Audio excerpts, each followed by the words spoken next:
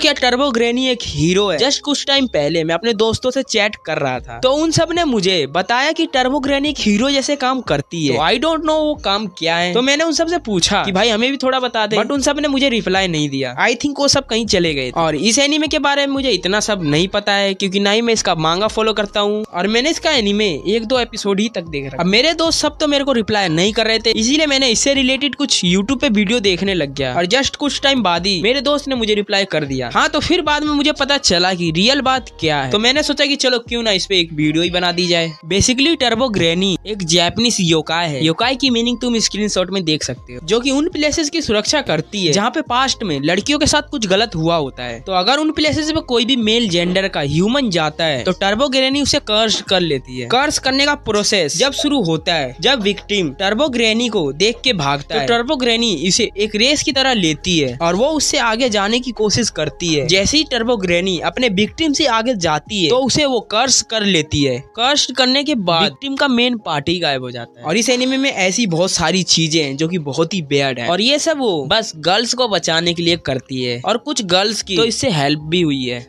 Turbo granny को done डडान के first episode में ही दिखा दिया गया था, तो चलो पूरी स्टोरी बता ही देता हूँ बट शॉर्ट में, बाकी तुम सब एनीमे देख के समझ ही जाओगे। और अगर एनीमे देख रखा है तो और भी बढ़िया है। एनीमे के स्टार्टिंग में अपनी फीमेल कैरेक्टर का ब्रेकअप हो जाता है और ये भी बहुत ही वियर्ड तरीके से होता है। एनीमे देखोगे तो समझ आएगा। फिर इसके बाद अपनी फीमेल कैरेक्टर अपनी क्लासरूम में जाती है और अपने दोस्त से तो थोड़े बहुत गपशप करती है। उसके बाद वो गुस्से में क्लासरूम से बाहर जाती है और बाहर जाने के बाद वो एक क्लासरूम में देखती है कि कुछ बच्चे मिलकर एक बच्चे को बुली कर रहे हैं और वो बच्चा और कोई नहीं अपना मेन कैरेक्टर है। इन सबके नाम तुम साइड में पढ़ लेना। और ये सब देखने के बाद अपनी फीमेल कैरेक्टर उसे बचाने के लिए जाती है और उसके आगे जाके बैठ जाती है और उसके बाद उन सब से अपने मेन कैरेक्टर को बचाती है और क्लासरूम से चली जाती है। बट मेन कैरेक्टर कहीं रुकने वाला था, उसे चाहिए थी फ्रेंडशिप। वो उसके पीछे पीछे जाता है। फिर उसके बाद वो कहता है क्या तुम एलियंस में बिलीव करती हो? अपने फीमेल कैरेक्टर का होता है मूड ऑफ, जिसकी वजह से वो डायरेक्ट मना कर देती है कि एलियंस पे बिल्कुल विश्वास नहीं है। उसे इस सबसे ज्यादा भूतों पे विश्वास है क्योंकि उसकी दादी उसे भूतों की कहानी और भूतों के बारे में बताती थी। बट अपना मेन कैरेक्टर भूतों पे विश्वास नहीं करता है। काफी बहस करने के बाद इन दोनों में एक शर्त लगती है। नेक्स्ट सीन में दिखाया जाता है कि अपनी फीमेल कैरेक्टर मोमोयाशी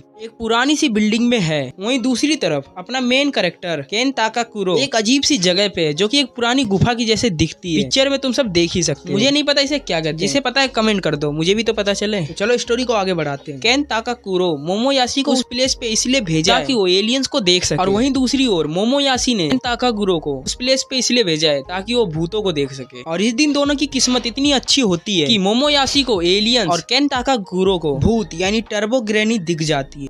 तो मैं इस वीडियो में उस साइड की बात नहीं जहाँ पे मोमोयाशी और एलियंस के बीच में क्या क्या हुआ था, क्योंकि मेनली वीडियो टर्बो ग्रैनी के ऊपर है, तो इसलिए बस हम केन ताकाकुरो और टर्बो ग्रैनी के बीच क्या क्या हुआ उसी के बारे में बात करेंगे। जब फोन पे केन ताकाकुरो मोमोयाशी से कहता है कि मुझे कोई भी भूत नहीं दिख रहा है, तभी उसे टर्बो ग्रैनी की एक परछाई से दिखती है और फिर उसके बाद सामने टर्बो ग्रैनी खड़ी होती है और उसको देखते ही अपना मेन कैरेक्टर काफी तेजी से भागने लगता है। और मैंने तुम सबको पहले ही बता दिया था कि टर्बो ग्रैनी को देख के भागने के बाद क्या होता है, और वही चीज यहाँ पे भी होती है। और टर्बो ग्रैनी इस चीज को एक रेस की तरह ले लेती है और फुल स्पीड से भागती है और अपने मेन कैरेक्टर के आगे आके खड़ी हो जाती है। जिसके बाद केन ताकाकुरो को टर्बो ग्रैनी कर्स कर लेती और फिर इसके बाद अपना मेन कैरेक्टर अजीब सा ही ट्रांसफॉर्म होने लगता है। और हाँ, वो मेन पार्ट और गोटे गायब होने वाली बात इस पे भी अप्लाई हो जाती है। तो हाँ, यहीं पे होती है अपने मेन कैरेक्टर और टर्बो ग्रैनी की फर्स्ट मीटिंग। फिर उसके बाद टर्बो ग्रैनी फोन से ही टेलीपोर्ट होकर मोमोयाशी के पास चली जाती है। एलियनों को हराकर मोमोयाशी को बचाती है। बाद मोमोयाशी की पावर्स ओपन हो जाती है और मोमोयाशी फिर टर्बो ग्रैनी की पावर्स को सप्रेस कर देती है। जिसके बाद अपना केन ताकाकुरो रिलीज हो जाता है। अभी भी उसका मेन पार्ट गायब है।